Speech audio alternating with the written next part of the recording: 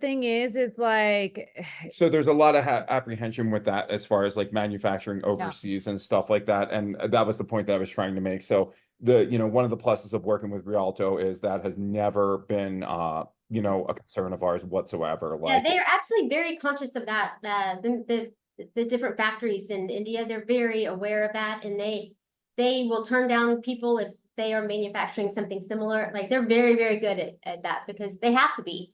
yeah. They have to be. It's their business, and if they did something like that, it would be, they wouldn't have a business. So for sure. And another kind of note based on concerns of people manufacturing too is a lot of people are like, well, then it's like mass produced and it's not handmade and blah, blah, blah. The thing is, like, these pieces are still handmade. They're just being handmade by me in particular, but they were handmade by me. They were hand designed. They touched all these different touch points within our business. They still are. Yeah, then that's the thing. It's like people in India are hand making them. There's just, yeah, it's just you're not, but there's rows and rows of bench drillers that are making your pieces of jewelry. They're doing the exact same it's not thing. like it's popping out of a machine, like ready to go. I know.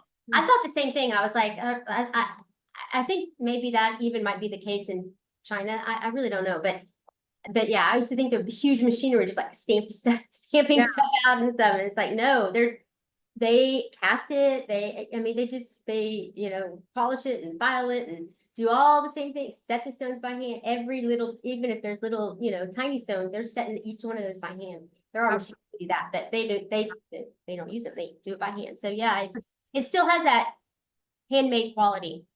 Absolutely. And I think that that's part of like, a lot of the concern of people moving into production is like, well, it's going to lose this or it's going to lose that. And it's like, it's not, because what we're using is technology in combination with skilled workers who are making something based on the specifications, based on a handmade piece of jewelry that you've already made. So it can't be made any other way. It can't be made by a machine. It can't, so I think that that's something that's really important to take into account is like, if you want to have a business that is able to be sustainable and like, like for the longest time, Joe and I couldn't take any time off. We could not take any time off. We had no time off, never.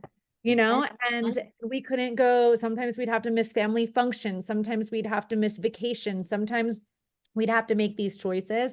And what we're trying to do is really enjoy life and do and really like live our lives to the best of our ability. And that means that we have to take some of that stuff off of our plate. So I think that being able to utilize the tools that are at our fingertips and still being able to have the hands-on approach is really what is the best part for us. Yeah, definitely. I mean, yeah. And it gives you so much more time to put back in your business, to put back in your lives. There's no other